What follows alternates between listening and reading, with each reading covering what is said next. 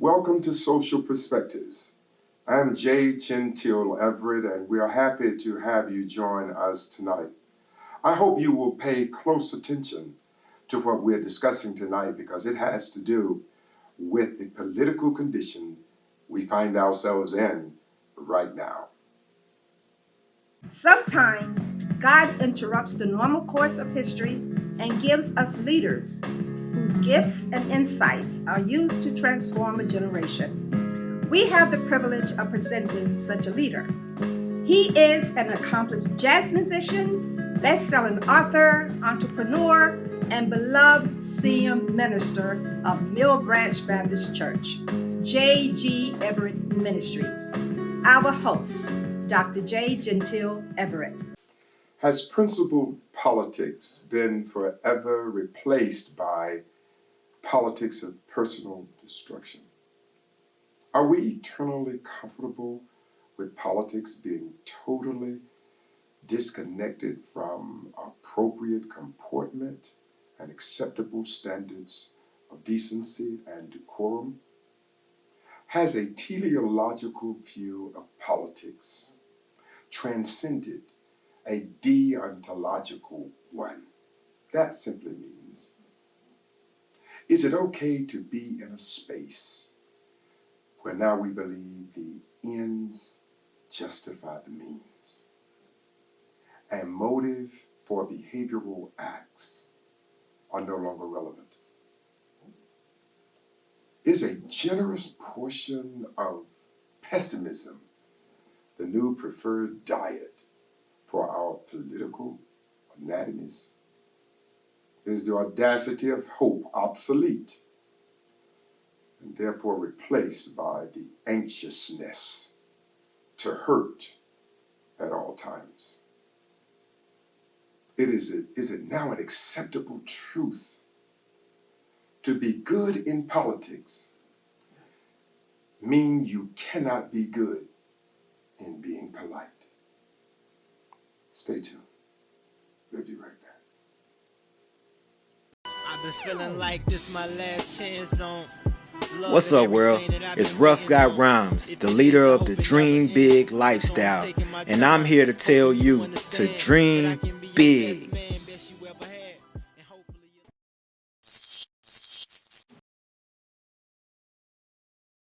Welcome back to Social Perspectives. We must take a moment and just consider everybody is different. Everybody has goals that they are trying to reach. And different people will employ different methods to reach those goals. And just because one chooses method A and the other one chooses method B, it doesn't mean that one is necessarily better than the other. It just simply means that they're different. Now, the reason why I brought that up, I am a Democrat and I grew up a Democrat. But now we're in a political climate where there seems to be stark differences on a national level. At least I was glad to hear that it was not necessarily ubiquitous, but it is on a national level, and we see a lot of it because of television. But I've given some thought to our present president, and I do not wish to speak pejoratively about him or anyone else.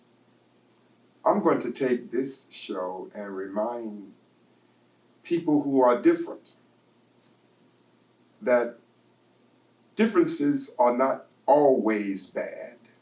They can be good.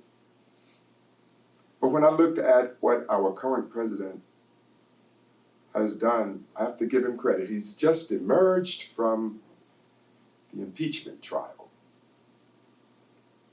He seems to be rather exuberant and seems to be ecstatic that this part of his tenure is over. And I can understand that. Nobody wants to continue to live and operate under a cloud of suspicion, innuendo, supposition. I get that, and I understand it. But what I do want to share with you, this is one president that did employ a very strategic method to reach his goals.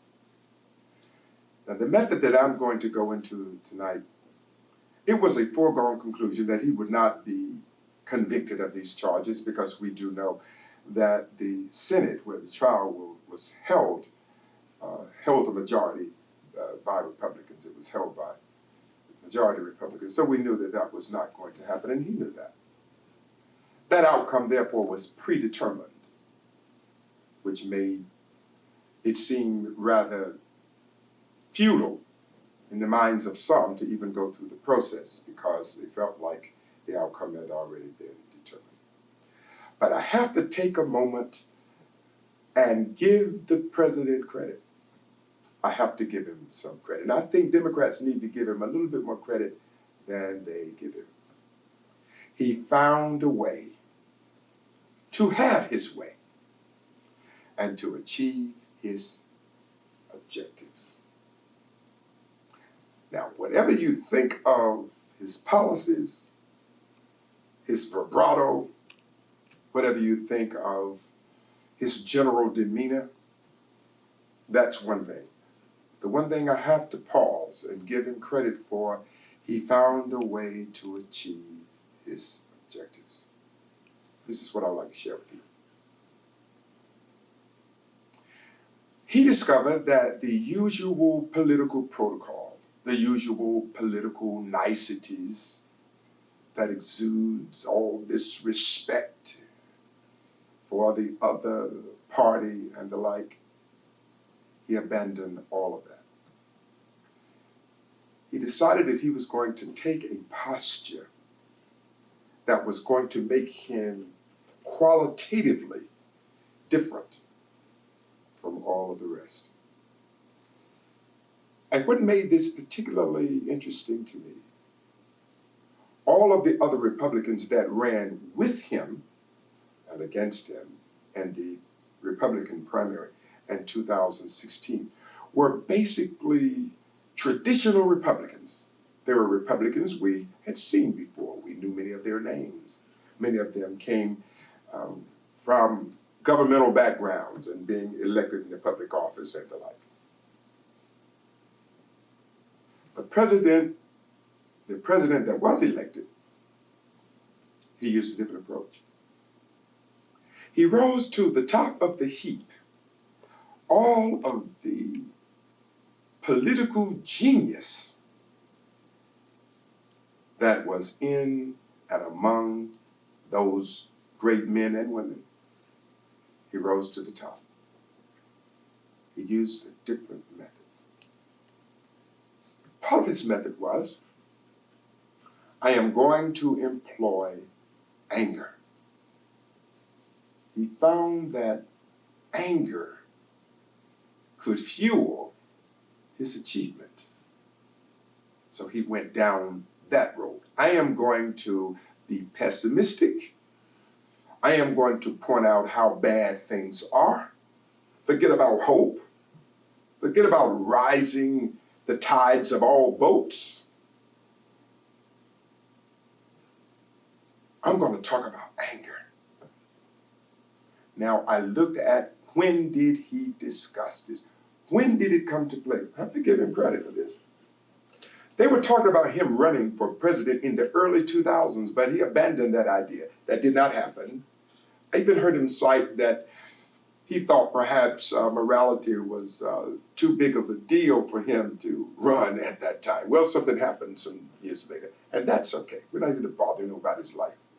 But what's interesting, he did not run against Bill Clinton in '92. He did not run against George Bush in 2000. He did not even run in 2008. What did he do?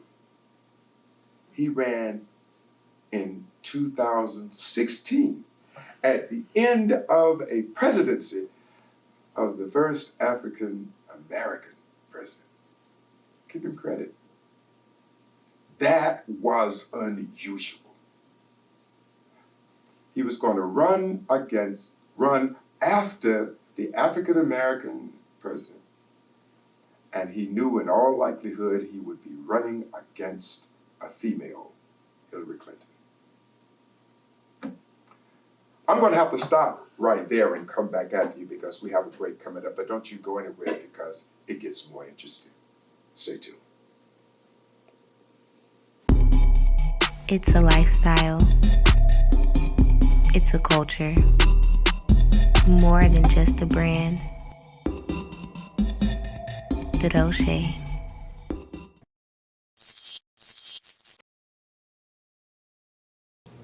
Welcome back to Social Perspectives. We were talking about the method that the current president put in place to win. I give him credit. I believe he thought about it carefully. Of course, I cannot get into anybody's mind. I am certainly not qualified to psychoanalyze anyone. But I have to sit back in admiration because of the timing. Timing is everything in trying to achieve most anything. It's timing. When do you unveil your product? Do you not wait for the atmosphere to be conducive, particularly if you want to play it well? Don't you make sure that everything is in place where you can get the highest profitability and visibility? Makes sense to me. I can't help but to imagine that there was Republican angst going on throughout the 8 years of Barack Obama. In fact, I'm rather sure of it. He was the first African American president. And we all know that great effort was put into making sure that he was only a one-term president. That was even said by Republican leaders of the Senate. But he made it a second term. He understood that there had to be angst. I don't recall ever anyone being called, a president being called a liar in a public forum in the House of Representatives at a major speech, but that was done. So I have to think that he thought about the time. If he could probe and plug into the anger that had to exist, and I give him credit, that's what he did. There were people angry that this event took place. So whether or not, I've heard many Republicans talk about how wonderful he is, and I've heard so many Democrats talk about all of the ugly things they feel that he possibly is, particularly when it comes to racism. Now, whether he's a racist or not, I don't even think that's important. What I do think is important. Maybe he presented just enough, and it may not even be reflective of how he thinks. It may not have anything to do with what he thinks about other people. It may have been part of the ploy to say just enough to fuel that anger. We're told by sociologists probably the year 2030 to 2040, America will probably be a browner nation, probably more brown or browner than we even have Caucasians. It will probably be outnumbered based upon births and immigration trends. One thing that I do know, the timing was good. It came right after an African American president. And let us not kid ourselves. Racism in America still lives. It's sad, but it still lives. You have the idea of misogyny has not gone anywhere, it's still here. So look at when he ran. He ran right after that first and only African American president. And he was running against a female. He was actually in the optimum position to win. Had nothing to do with his policies. It had nothing to do with aptitude. It had nothing to do with what he was going to do. It had to do with he was in the right position at the right time. It was strategically good, and it worked for him. So what I want to say to you, to everyone, before we start to cast people one way or the other, before we give them a label or a stigma in any way, let's consider the larger picture. What was the objective, and what about the timing? And if we look at that, we would have to at least sit back and think that his timing was wonderful. Give him credit for that.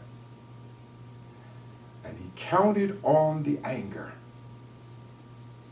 And he also counted on the apathy of the Democrats, who were still having a sugar high because they felt that it was no way in the world any Republican could beat a Democrat for president in 2016. Before signing off tonight, check out a sample of our musically multi-talented host, Gentile, on his 2 albums about to drop. From the religious to the romantic, the Gentile touch is always moving.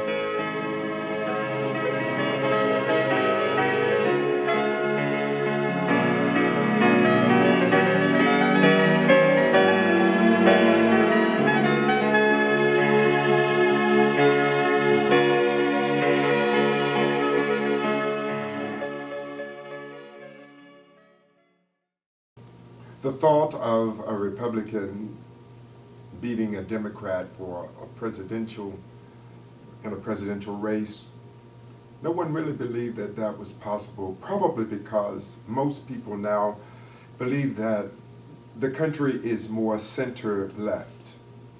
And perhaps they are right, I'm not sure about that. But I bring all of this up because we must recognize that fads are temporary. They do not last. So it doesn't matter if you used a method to win this thing or that thing. We must understand that everything that a human being is involved in has a shelf life. It does not last. So that brings me back to what my life represents. We were taught only what you do for Christ will last. In the end, is that not really what life is all about? And this is why I take this opportunity to bring up an issue relative to the institution of our church. After all, I am a pastor. Pastors can talk about politics and sports and all of those other things. But in the end, they're pastors. And when you've been one, as long as I have, it just becomes that thing that defines you. I think of this because the church as an institution has effodiently, though at times eerily, traversed through a panoply of eras in human history. And as a lifelong student of God, there is one thing virtually every church member can answer, and that is, what's wrong with the church? And often, that answer is expressed with great verbosity and magniloquence. Simply stated, most people have much to say about that subject. But at some point, we have to ask this question. We have to ask what is right with the church. Here we are in all of these political wranglings and gyrations that we're going through, what's right with the church? I just think we ought not employ a negative approach to execute God's work. I believe that firmly. So when I think about politics and I think about what people feel about this person and that person and what this person will do and what that person will do, I think we need to take a moment and relax and recognize that if we get these brief championships, like we won, we got this, we got a conservative judge, we got all of these conservative judges, we got this, we got that. The economy is working for those of us with a lot of money. Well, whatever happens is still temporary. The church teaches us that what's eternal is what the church represents. And while I am not one who believe that you should ever bash leaders, I recognize ecclesiastical leadership, pastoral leadership. It doesn't matter. No pastor, no president, no pope, no prelate is a portrait of perfection. But what they are, they have a life, they represent a life that produces something positive, which is a sign of God's presence in their lives. And that's all that I would say to my Republican brothers. Don't cheer for existential championships more than we cheer for eternal titles. Because what's really important, in the end, all of us are going to leave. And we can get caught up in these existential moments and think that they're grand. But I hope and I pray that we will come to the realization that what's right with the church is that it lets us know that we're here only for a season. And a season is all that we have. Make the best of that season.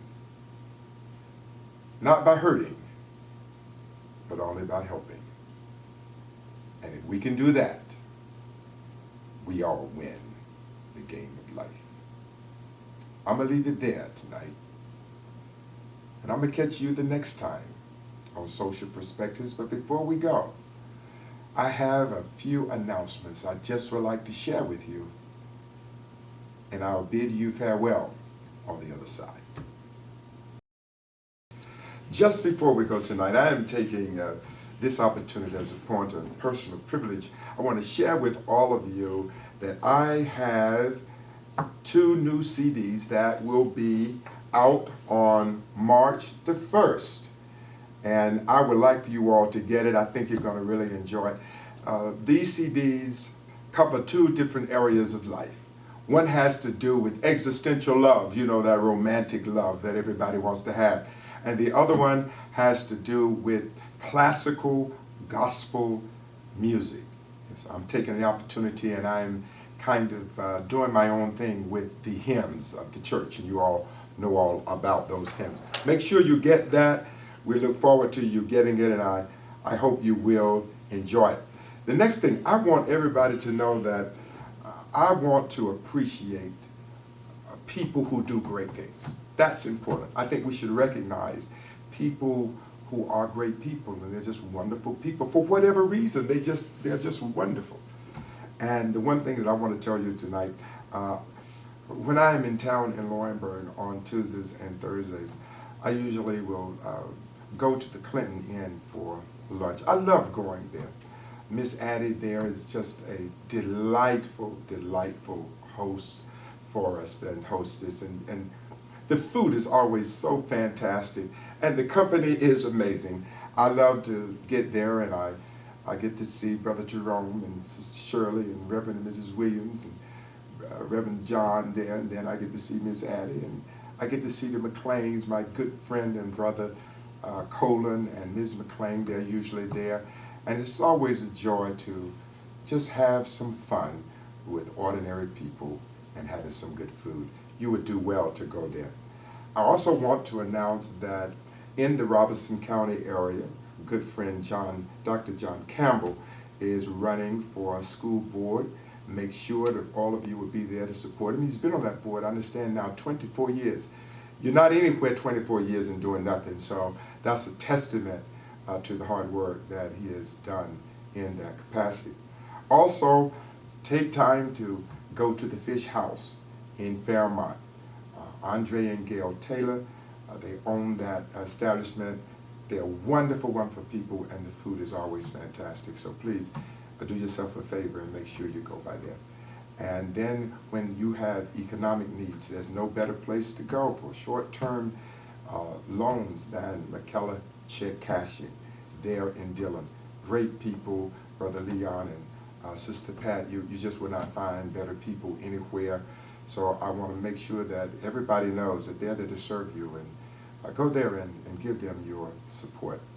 I also want to mention my cousin and fellow pastor, Reverend Darrell Gibson Jr., who's the pastor of Nazareth Baptist Church there in Wagram. Very proud of him. He and I are from the same family, and his great-grandmother was my aunt, and we were all very close, and of course the power of God keeps us that way. Have a shared heart of love, and I appreciate that in him. He's running for the county commission in Scotland County, and I'm asking all of you to be there to support him. He'll do a great job, because it's one thing I do know about this young man. If I don't know anything else, he loves Scotland County, and I thank God for him. So keep all these things in mind, and if you ever go a little bit further north and you're in Moore County, make sure you go to the House of Fish. Brother Danny there got some fish that will blow your mind, and he fixes it all kinds of ways. See, he's not a cook, he's really a chef. You would do yourself a lot of good if you would stop in there and tell them, make sure you tell him that Gentile asked you to stop by. So thank all of you so much for all that you do. I'm getting ready to get on out of your way now, but thank you for your time, and thank you for listening to the broadcast. Please continue to help Mill Branch Baptist Church in Fairmont. All contributions are tax deductible. Please feel free to help us continue to do this kind of work, because we want to bring these issues to the community so there is a greater awareness of what's going on in our midst. God bless you all. I'm J. Gentile Everett. I'm going to see you the next time on Social Perspectives.